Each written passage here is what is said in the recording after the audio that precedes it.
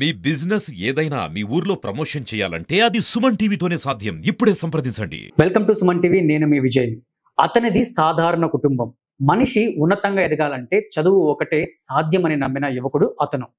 ఎన్ని అడ్డంకులు ఎదురైనా అన్నిటినీ అధిగమించి ఉన్నత చదువులు చదివి ఉపాధ్యాయునిగా జీవితం అయితే ప్రారంభించారు. ఆయన ఓ గురువు, కవి, బహుభాషా కోవిదుడు, సామాజికవేత్త, అన్నిటినీ మించి మత సామరస్యానికి ప్రతీకగా నిలిచిన వ్యక్తి. ఆయన మరెవరో కాదు, పఠాన్ మహమ్మద్ ఖాన్. ఇప్పుడు మనము ఆయనతో పాటు ఉన్నాము. మరిన్ని విషయాలు ఆయన అడిగి తెలుసుకునే ప్రయత్నం చేద్దాం. సార్ నమస్తే. నమస్తే సార్. బాగున్నారు సార్? సార్, ముందుగా మీరు అవార్డు పొందినందుకు సుమన్ టీవీ తరపున మీకు అభినందనలు తెలియజేస్తున్నాం sir. Thank you sir. Sir, మీరు ఇటీవల స్వామి వివేకానంద అవార్డు పొందారు కదా, ఇండియన్ ఐకాన్ అవార్డు పొందారు కదా, దీని పట్ల మీరు అభిప్రాయం ఎలా వ్యక్తం చేస్తారు? చాలా సంతోషంగా ఉంది. స్వామి వివేకానంద గారి జయంతి ఉత్సవాల సందర్భంగా హైదరాబాద్కు చెందినటువంటి తెలుగు వెలుగు సాహితీ వేదిక, అలాగే కాళోజీ బుక్ ఆఫ్ రికార్డ్ సంయుక్త ఆధ్వర్యంలో హైదరాబాద్లోని త్యాగరాయ గాన సభలో జరిగినటువంటి ఒక కార్యక్రమంలో నన్ను స్వామి వివేకానంద ఇండియన్ ఐకాన్ అవార్డుకు ఎంపిక చేసి అక్కడ ప్రదానం చేసినందుకు చాలా సంతోషంగా ఉంది. ఒక ముస్లిం అయినా కూడా స్వామి వివేకానంద జయంతి సందర్భంగా అవార్డులు తీసుకోవడం చాలా సంతోషంగా ఉంది. సార్, మీరు ఇదివరకే ఏ అవార్డులు పొందారు సార్? నేను ఉపాధ్యాయునిగా జిల్లా స్థాయి ఉత్తమ ఉపాధ్యాయ అవార్డు పొందాను. అలాగే రాష్ట్ర స్థాయి ఉత్తమ ఉపాధ్యాయ అవార్డు రాష్ట్ర ప్రభుత్వం నుంచి పొందడం జరిగింది. అలాగే గతేడాది మన రాష్ట్ర ప్రభుత్వం నుంచి మన మాజీ ముఖ్యమంత్రి శ్రీ వైఎస్ జగన్మోహన్ రెడ్డి గారి చేతుల మీదుగా లైఫ్ టైం అచీవ్మెంట్ అవార్డును కూడా తీసుకోవడం జరిగింది. ఇది చాలా సంతోషంగా ఉంది. నేను దీనికి గర్వంగా ఫీల్ అవుతున్నాను. సార్, మీరు ఒక ముస్లిం అయినా మీరు ఎక్కువ హైందవులతో కలిసిమెలిసి ఉంటారు. దీని ప్రత్యేకత ఏంటి సార్? మన భారతదేశము ఒక లౌకిక దేశము. ఎప్పుడైతే హిందూ, ముస్లిం, క్రైస్తవులు అందరూ కలిసిమెలిసి ఉంటారో అప్పుడే మన భారతదేశం సస్యశ్యామలంగా ఉంటుంది. అలాగే మన భారతదేశంలో ప్రతి ఒక్కరూ కలిసిమెలిసి ఉండాల్సిన అవసరం చాలా ఉంది. కొన్ని అరాచక శక్తులు కులం పేరుతో, మతం పేరుతో, భాష పేరుతో, ప్రాంతాల పేరుతో సమాజంలో అలజడి సృష్టించడానికి ప్రయత్నం చేస్తున్నారు. అలాంటి వాటిని ఎదుర్కొని వారు అది చేయడం తప్పు అని నిరూపించడానికి నేను ఎక్కువగా మన హైందవ సోదరులు కావచ్చు, క్రైస్తవ సోదరులు కావచ్చు, అందరితో కలిసి ఉంటాను. ముఖ్యంగా మన ఒక మిత్రులు గౌరవనీయులు బ్రాహ్మణ కుటుంబానికి చెందినటువంటి మన ఉపాధ్యాయులు మునిగోటి శ్రీనివాస్ శర్మ గారు నాకు చాలా అత్యంత ఆప్తులు. ఎక్కువగా నేను ఆయనతో కలిసి ఉంటాను. మన పండుగలలో వారు భాగస్వాములు అవుతారు, వారి పండుగలలో మేము భాగస్వాములు అవుతాము. ఒక సమాజానికి ఒక మంచి సందేశాన్ని ఇవ్వాలనే ఒక చిరు ప్రయత్నంతోనే నేను అందరితో కలిసి ఉంటాను. ఇది మన భారతదేశము లౌకిక దేశము. ఆ లౌకికత్వాన్ని కాపాడాల్సిన బాధ్యత ఒక భారతీయునిగా నా మీద ఉంది. ఓకే సార్, మీకు అనేక భాషలు వచ్చని మేము విన్నాం సార్. మీరు ఉర్దూ ఉపాధ్యాయుడిగా మీరు ఎన్ని భాషలు నేర్చుకోగలిగారు? ఎన్ని భాషలు కూడా వచ్చి మీకు? బేసిక్ గా నేను చదివింది పూర్తిగా ఉర్దూ మీడియం చదివాను. నేను 1వ తరగతి నుంచి 10వ తరగతి వరకు కూడా నేను మదనపల్లిలోని జ్యోతి సినిమా దగ్గర ఉన్నటువంటి మున్సిపల్ ఉర్దూ ఉన్నత పాఠశాలలో చదవడం జరిగింది. ప్రాథమిక విద్య మదనపల్లిలోని నెహ్రూ నగర్ మున్సిపల్ ఉర్దూ ప్రాథమిక పాఠశాలలో 1వ తరగతి నుంచి 5వ తరగతి వరకు చేరడం జరిగింది. మరో విశేషం ఏమంటే మదనపల్లిలోని నెహ్రూ నగర్ మున్సిపల్ ప్రాథమిక పాఠశాల 1977లో ప్రారంభమైంది. ఆ పాఠశాలలో అడ్మిషన్ నెంబర్ 1 నాది. ఆ పాఠశాలలో వెళ్ళి అడ్మిషన్ రిజిస్టర్ ఓపెన్ చేస్తే మొట్టమొదటి ప్రవేశం అడ్మిషన్ నెంబర్ నాది, అడ్మిషన్ నెంబర్ 1. 5వ తరగతి వరకు ఇక్కడ చదివిన తర్వాత మళ్ళీ 10వ తరగతి వరకు మున్సిపల్ ఉర్దూ ఉన్నత పాఠశాల జ్యోతి సినిమా దగ్గర ఉంది. ఆ పాఠశాలలో నేను 10వ తరగతి చదవడం జరిగింది. తర్వాత నేను ఉర్దూతో పాటు నాకు తెలుగు భాష మీద మంచి ప్రావీణ్యం ఉంది. ఉర్దూ మీడియం పూర్తిగా చదివినప్పటికీ కూడా ఉర్దూ భాష, అలాగే ఇంగ్లీష్, హిందీ, కన్నడ, తమిళ్, అరబిక్, ఫార్సీ ఈ భాషలన్నీ నాకు చాలా వస్తాయి. ముఖ్యంగా ఈ తెలుగు భాష మీద నాకు చాలా మంచి పట్టు ఉంది. చిన్నప్పటి నుండి ఈ తెలుగు భాష నేర్చుకోవడానికి చాలా కారణాలు ఉన్నాయి. ఎందుకంటే ఈ కాంపిటేటివ్ ఎగ్జామ్స్ ఏమన్నా కావచ్చు, ఉర్దూ భాషలో మెటీరియల్ చాలా తక్కువగా ఉంటుంది. కాబట్టి ఇప్పుడు మనం ఉన్నత స్థానాల్లో వెళ్ళాలంటే, ఉద్యోగం సాధించాలంటే చాలా వరకు మెటీరియల్ ఇంగ్లీష్ మీడియంలో కానీ తెలుగు మీడియంలో కానీ ఉంటుంది. కాబట్టి చిన్నప్పటి నుండి కూడా నాకు తెలుగు భాష మీద మంచి పట్టు ఉంది. అది కేవలం దినపత్రికలు చదవడం ద్వారానే నేను తెలుగు చాలా వరకు నేర్చుకోగలిగాను. ఈ రోజు నేను ఉద్యోగం పొందడంలో కూడా ప్రధాన పాత్ర దినపత్రికలది. నేను ప్రతిరోజు అలవాటు చిన్నప్పుడు ఉదయం 5 గంటల నుంచి 5:30 గంటల లోపల వచ్చే అన్ని పత్రికలు కూడా నేను చదవడం నాకు చాలా ఇష్టము. ఇప్పటికి కూడా నేను ప్రతిరోజు ఉదయం 4:30 గంటల నుంచి 5 గంటల మధ్య ఈ పేపర్లో అన్ని తెలుగు పేపర్లు కూడా చదువుతాను నేను. ఈ విధంగా నాకు భాషలు నేర్చుకోవాలనే ఒక కోరిక కలిగింది. ఇతర భాషలు కూడా బాగా నేర్చుకుంటున్నాను. మొత్తం కలిపి ఎన్ని భాషలు వచ్చేసారు మీకు? మొత్తం నాకు ఉర్దూ, తెలుగు, హిందీ, కన్నడ, తమిళ్, అరబిక్, ఫార్సీ ఇన్ని భాషలు వస్తాయి సార్. తమిళ్లో నా రైటింగ్ చాలా బాగుంటుంది. నేను కేవలం ఇక్కడ చెప్పాల్సిన విషయం ఏమంటే, ఎవరైనా సరే మంచి భాష నేర్చుకోవాలని ఒక పట్టుదల ఉంటే ఒక రోజులో ఏ భాషైనా నేర్చుకోవచ్చు. ఎవరైనా ఇంట్రెస్ట్ ఉంటే కేవలం అర్ధ గంటలో తమిళ్ రాయడం చదవడం నేను నేర్పించగలను, ఎవరైనా మంచి ఇంట్రెస్ట్ ఉంటే. ఎందుకంటే నేను 35 నిమిషాల్లో తమిళ్ నేర్చుకున్నాను. తమిళ్లో చాలా తక్కువ లెటర్స్ ఉంటాయి. తెలుగు కంటే కూడా తమిళ్ చాలా ఈజీ. అదే విధంగా ఇతర భాషలు కూడా, కన్నడ అయితే ఇప్పుడు తెలుగు కొంచెం తెలుగు వచ్చిన వాళ్ళు కన్నడ బాగా చదవచ్చు. అలాగే అరబిక్ ఉంది, ఫార్సీ ఉంది. అది ఉర్దూ రిలేటెడ్ బాగా చదివిన వాళ్ళకు అరబిక్ కూడా, అరబిక్ కావచ్చు, ఫార్సీ కావచ్చు, బాగా నేర్చుకోవడానికి అవకాశం ఉంటుంది. సార్ ఒకసారి మీ చేతులు చూడొచ్చు నేను. సరే, ఈ చేతుల్లో ఇంత ముత్యాలు రాలిపోయే అంత హ్యాండ్ రైటింగ్ అయితే మీ చేతుల్లో ఉంది. ఇది ఎలా సాధ్యం సార్? ఎలా నేర్చుకున్నారు ఇంత హ్యాండ్ రైటింగ్? సార్ జనరల్ గా నాకు అన్ని భాషల్లో కూడా, ఉర్దూ కావచ్చు, తెలుగు కావచ్చు, ఇంగ్లీష్ కావచ్చు, తమిళ్ కావచ్చు, కన్నడ కావచ్చు, అన్ని భాషల్లో కూడా నా రైటింగ్ చాలా బాగుంటుంది. చూసిన వారంతా ముత్యాల్లా ఉన్నాయని చెప్పేసి చెప్పడం జరుగుతుంటుంది. ఇది నేర్చుకోవడానికి ఎలాంటి నేను ప్రత్యేక శిక్షణ పొందలేదు. చిన్నప్పుడు నేను ప్రాథమిక స్థాయిలో ఉన్నప్పుడు, అంటే 1వ తరగతి నుంచి 5వ తరగతి ఉన్నప్పుడు, నేను ఇంటి నుంచి స్కూల్కి వెళ్లే సమయంలో ఎక్కడైతే ఇప్పుడు వాల్ పోస్టర్స్ ఉంటాయి, ఆ రోజుల్లో సినిమా పోస్టర్లు, యాక్చువల్ గా నేను తెలుగు భాష కూడా అలాగే నేర్చుకున్నాను. ఇప్పుడు ఏదైనా ఒక సినిమా పేరు, లేకపోతే పేపర్లో ఈనాడు కానీ, ఆంధ్రజ్యోతి కానీ, సుమన్ టీవీ ఇలాంటి అక్షరాలు ఉంటాయి, దానికి నేను కళ్ళతో స్కాన్ చేసేస్తాను. చేసేసి ఇంటి నుంచి స్కూల్ వెళ్ళే సమయంలో ఆ చేతి మీదనే అట్లా ప్రాక్టీస్ చేసుకుంటా వెళ్తాను. ఇంటికి వచ్చిన తర్వాత ఆ తెలుగు అయితే నేను చదవలేదు. ఒక సినిమా పోస్టర్ ఉంటుంది అనుకుంటాం, ఒక అడవి రాముడు అనే సినిమా పోస్టర్ ఉంది, అది అలాగే స్కాన్ చేసుకుని రాసుకుంటా వచ్చి ఇంటికి వచ్చి పేపర్తో రాసి మా నాన్నగారికి తెలుగు భాష మీద మంచి పట్టు ఉండేది. మా నాన్నగారికి ఇది ఏమి అంటే నాన్న చెప్పారు, ఇది ఆ, ఇది డా, ఇది వాకు, ఇట్లా ఇస్తే వి అనేది నాన్నగారు చెప్పేవాళ్ళు. అంటే ఎక్కడ నేను తెలుగు మీడియం చదవలేదు, పూర్తిగా 24 క్యారెట్స్ ఉర్దూ మీడియం చదివాను. ఇలాంటివి పోస్టర్స్ మీద కానీ, స్కూల్స్ అలాగే హోటల్స్ మీద, బోర్డ్స్ మీద ఎక్కడ రాసింటే అది అలాగే స్కాన్ చేసుకుని వచ్చేసి ఇంటికి వచ్చి మా నాన్న నాకు తొలి గురువు, మా నాన్నగారికి అది చూపిన తర్వాత ఆయన చెప్పేవాళ్ళు.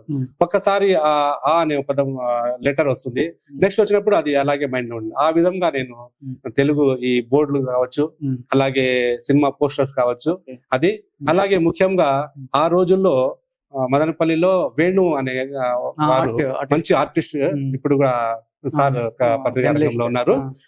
నా రైటింగ్ లో ఎక్కువ ప్రభావం మన వేణు అన్న గారిది. ఆయన ఆ రోజుల్లో సినిమాల్లో శేషమహల్ సినిమా థియేటర్ లో, మా ఇల్లు కూడా అక్కడే కాబట్టి, ఆ సినిమా థియేటర్ కొత్త సినిమా రిలీజ్ అయినప్పుడు వాళ్ళు ఆ బండి మీద రాసేవాళ్ళు. నేను అలాగే చూస్తూ ఉండిపోయేసి ఆయన ఏ విధంగా రాస్తారో చూసుకుని ఇంటికి వచ్చి అదే విధంగా ప్రాక్టీస్ చేసేవాడిని. ఆ విధంగా నేను ఎలాంటి శిక్షణ లేకుండా కేవలము ఈ వాల్ రైటింగ్స్ కావచ్చు, లేకుంటే సినిమా బోర్డ్స్ కావచ్చు, లేకుంటే పత్రికల్లో వచ్చే ప్రధాన శీర్షికలు కావచ్చు, అవి చూసి సేమ్ అలాగే రాయడము, ప్రాక్టీస్ చేయడం. అంటే ముఖ్యంగా ఇక్కడ ప్రాక్టీస్ ఒకటి వచ్చేసి అనుకరణ, బాగా చూడడము, నీట్ గా చూడడం. ఏదన్నా సరే మనం బాగా నేర్చుకోవాలని మనకు రైటింగ్ బాగా రాయాలనేది నా చిన్నప్పటి నుంచి ఒక కోరిక ఉండేది. దానికి మొదటి భాగం ఫస్ట్ వచ్చేసి బాగా మనము అబ్జర్వ్ చేయాలా, అబ్జర్వ్ చేసిన తర్వాత ప్రాక్టీస్ చేయాలి. ఈ విధంగా నేను సొంతంగానే నేర్చుకున్నాను. నాకు ఎలాంటి ఎవరు గురువులు లేరు. మరోసారి ఇప్పుడు ఇంకో ఏమంటే, ఇప్పుడు ప్రస్తుతం నేను దాదాపు తమిళనాడు నేను మొట్టమొదటిగా ఎక్కడెక్కడైతే పని చేశానో, ఏ స్కూళ్ళలో పని చేశానో, ఆ స్కూల్లో అంతా పిల్లలందరికీ మంచి రైటింగ్ మీద నేనే సొంతంగా వాళ్ళకు నోట్ బుక్స్ తీసుకుని రావడం, వాళ్ళకి ప్రాక్టీస్ చేయడం జరిగింది.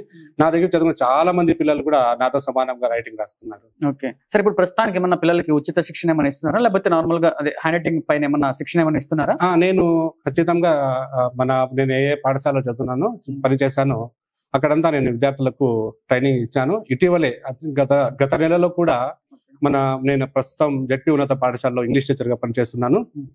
మన పాఠశాలలో కూడా విద్యార్థులకు స్పెషల్ గా మెటీరియల్ తీసుకుని వచ్చేసి వాళ్ళకు ఇటీవలే నేను పిల్లలకందరికీ శిక్షణ ఇవ్వడం జరిగింది.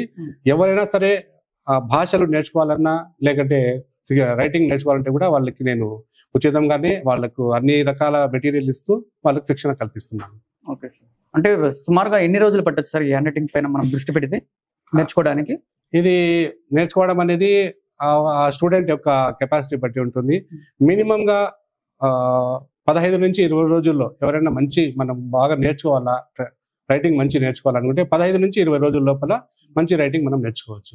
Okay sir. సార్ అలాగే మీకు ఉర్దూ కవిగా కూడా ఒక మంచి పేరు ఉంది. సో ఈ పేరు ఎలా వచ్చింది సార్ మీకు?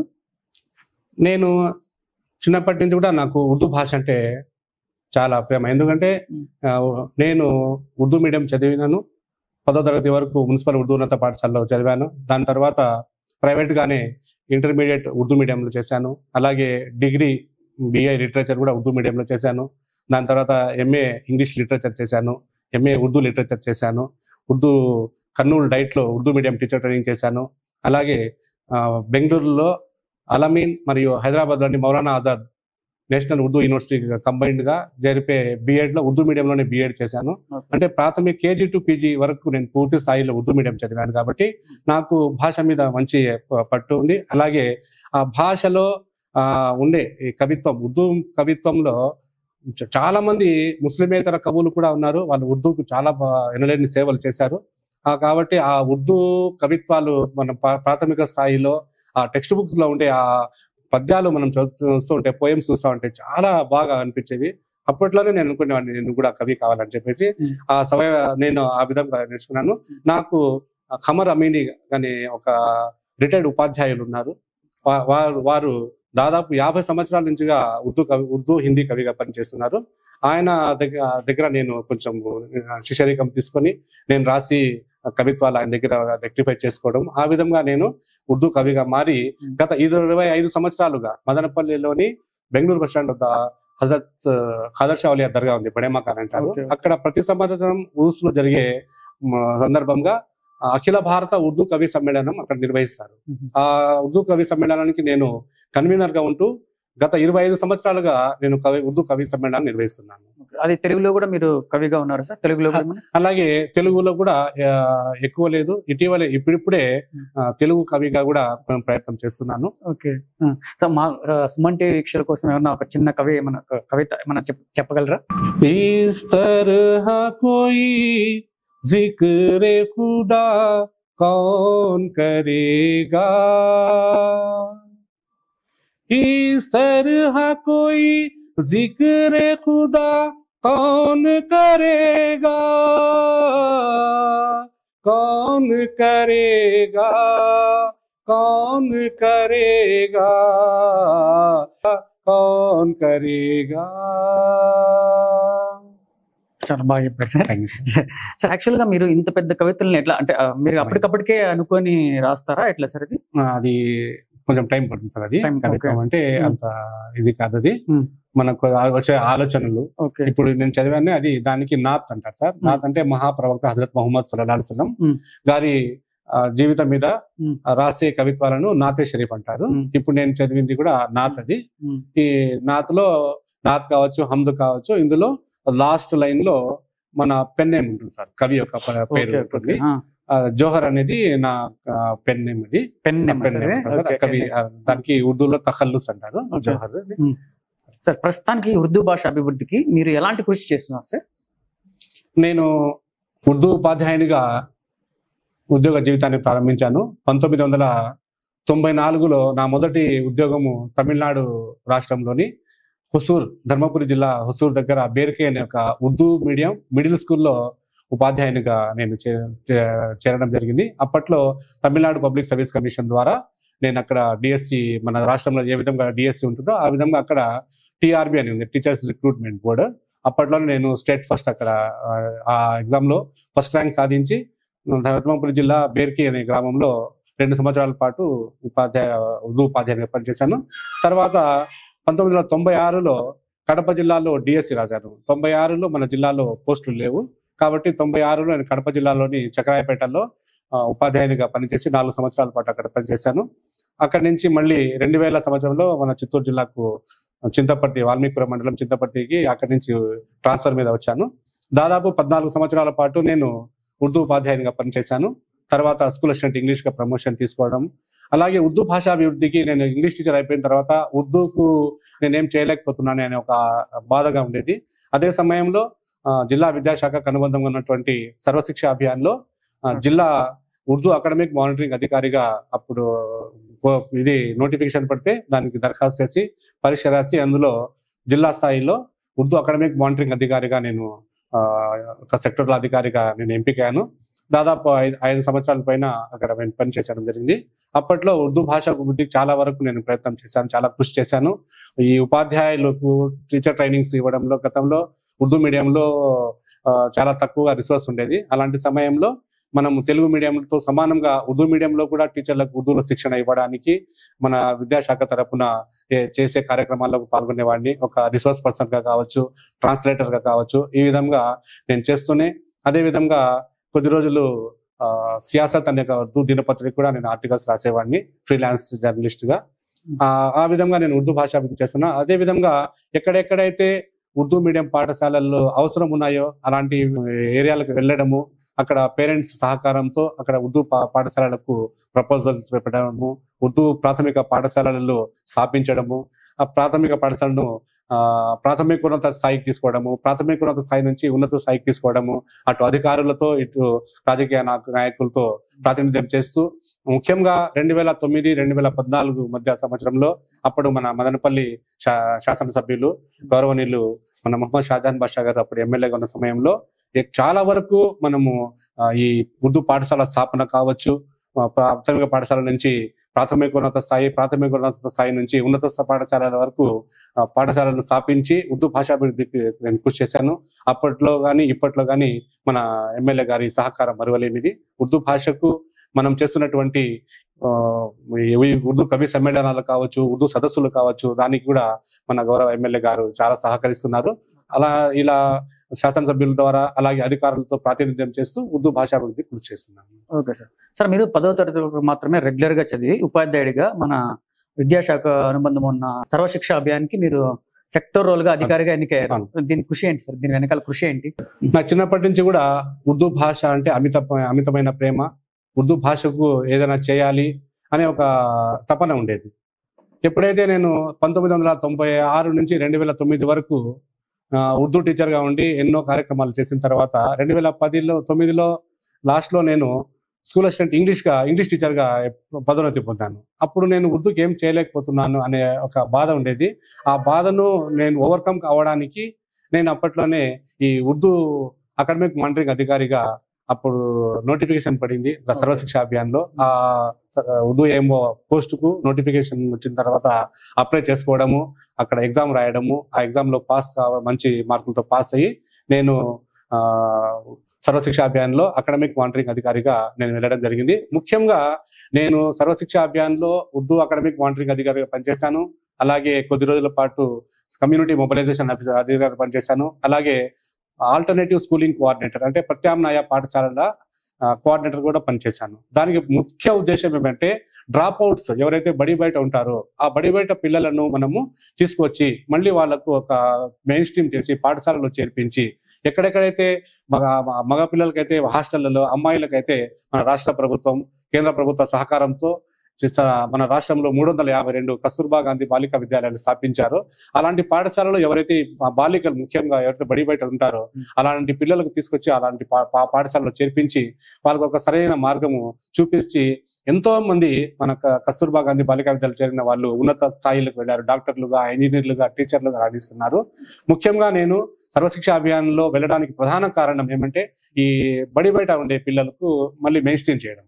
ముఖ్యంగా మైనారిటీ పిల్లల్లో ఎక్కువ మంది చదువుకు దూరంగా ఉంటారు, వాళ్ళు డ్రాప్ అవుట్స్ ఉంటారు. అలాంటి పిల్లలను ఐడెంటిఫై చేసి వాళ్లకు అటు మైనారిటీ విద్యార్థులకు కూడా మనము విద్య కల్పించినట్టు ఉంటుంది, అలాగే డ్రాప్ అవుట్ రేట్ను కూడా నిరక్షరాస్యత తగ్గించినట్టు ఉంటుంది. ఇలాంటి కారణంతోనే నేను సర్వశిక్ష అభియాన్లో చేరడం జరిగింది. Okay sir. ఫైనల్ గా మీరు విద్యార్థులకు ఏం చెప్పదలుచుకున్నారు సార్? నా తరపున విద్యార్థులందరికీ ఒక ముఖ్య సూచన ఏమంటే ప్రస్తుత సమాజంలో చదువుకు మించినటువంటి సంపద ఏది లేదు. ఎప్పుడైతే మనం బాగా చదువుకుంటామో అప్పుడు ప్రతి ఒక్కరు వచ్చేసి మన దగ్గర వచ్చి మనకు సెల్యూట్ చేస్తారు. ఎప్పుడైతే మన దగ్గర చదువు ఉండదో అప్పుడు మనం వెళ్ళేసి ఇతరులకు సెల్యూట్ చేయాల్సి వస్తుంది. ఈరోజు కేంద్ర ప్రభుత్వం కావచ్చు, రాష్ట్ర ప్రభుత్వం కావచ్చు, విద్యార్థులకు విద్య కోసం చాలా ఖర్చు పెడుతుంది. ప్రాథమిక పాఠశాలలు కావచ్చు, ప్రాథమిక ఉన్నత పాఠశాలలు, ఉన్నత పాఠశాలలు కావచ్చు, అన్ని మీడియంలో కూడా పాఠశాలలు ఉన్నాయి, కళాశాలలు ఉన్నాయి. గతంలో ఉదాహరణకు ఉర్దూ మీడియం 10వ తరగతి అయిపోతే అప్పుడు పిల్లలు ఇంటర్మీడియట్ చదవాలంటే కడపకో, కదిరికో, కర్నూలుకో వెళ్లాల్సిన పరిస్థితి వచ్చేది. ఈ రోజు అలాంటి ఇది లేకుండా ప్రతి ఒక్కటి కూడా అటు కేంద్రం ఇటు రాష్ట్ర ప్రభుత్వాలన్నీ కూడా చదువులకు కావాల్సిన, విద్యకు కావాల్సిన ప్రతి ఒక్కటి ఏర్పాట్లు చేస్తున్నాయి. పాఠశాలలు స్థాపిస్తున్నారు, కళాశాలలు స్థాపిస్తున్నారు. అన్ని రకమైన వసతులు మనకు ఉన్నాయి. ముఖ్యంగా మీరు ఈ విద్యార్థులు చిన్నప్పటి నుంచే చదువు మీద కాన్సన్ట్రేషన్ చేస్తే మీ ఒక ఉజ్వల భవిష్యత్తు అదే బాటలు. ఈ ముఖ్యంగా 8వ తరగతి నుంచి ఇంటర్మీడియట్ వరకు చదివే ముఖ్యమైన అమ్మాయిలకు మనం కోరిక ఏమంటే, మీరు ఈ సమయంలో 8th నుంచి ఇంటర్మీడియట్ వరకు చదువు మీద మంచి ధ్యాస పెట్టి బాగా చదువుకుంటే మీకు కూడా మంచి ఉజ్వల భవిష్యత్తు సాధ్యం అవుతుంది. ఇటు ప్రభుత్వ ఉద్యోగాలు కావచ్చు, లేకపోతే ప్రైవేట్ రంగాల్లో కావచ్చు, బాగా రాణించాలంటే చదువు ఒకటే మార్గం. కాబట్టి మీ అందరికీ నేను చేసే ఒకే సూచన, ఏదైతే ఏ ఉద్దేశాలతో అయితే మీ తల్లిదండ్రులు మీకు పాఠశాలకు పంపిస్తున్నారో, కళాశాలలకు పంపిస్తున్నారో, వారి యొక్క వారి యొక్క మీ తల్లిదండ్రులు పెట్టిన మీ మీద నమ్మకాలను వమ్ము చేయకుండా మీరు ఒక సరైన మార్గంలో, సన్మార్గంలో వెళ్ళి మంచి చదువులు చదువుకొని మీ అందరూ మంచి ఉజ్వల భవిష్యత్తుకు బాటలు వేయాల్సిందిగా కోరుతున్నాను. ఎప్పుడైతే బాలికందరూ బాగా చదువుకొని ఒక విద్యావంతమైన సమాజం ఎప్పుడైతే నిర్మిస్తారో అప్పుడే మన రాష్ట్రం కావచ్చు, మన దేశం కావచ్చు అభివృద్ధి వైపు వెళ్తుంది. కాబట్టి మీరందరూ బాగా చదువుకోవాల్సిందిగా ప్రభుత్వం కల్పిస్తున్నటువంటి అన్ని సౌకర్యాలను కూడా మీరు ఉపయోగించుకొని ముందుకు వెళ్లాల్సిందిగా మేము అందరినీ కోరుతున్నాను. ఓకే సార్, మరొకసారి సార్ మీకు Swami Vivekananda Indian icon award పొందినందుకు కంగ్రాచులేషన్స్ తెలుపుకుంటున్నాము. ఇలాగే మరిన్ని అవార్డులు గెలుచుకోవాలని కూడా కోరుకుంటున్నాను సార్. మా సుమన్ టీవీకి వచ్చినందుకు ధన్యవాదాలు సార్. Thank you.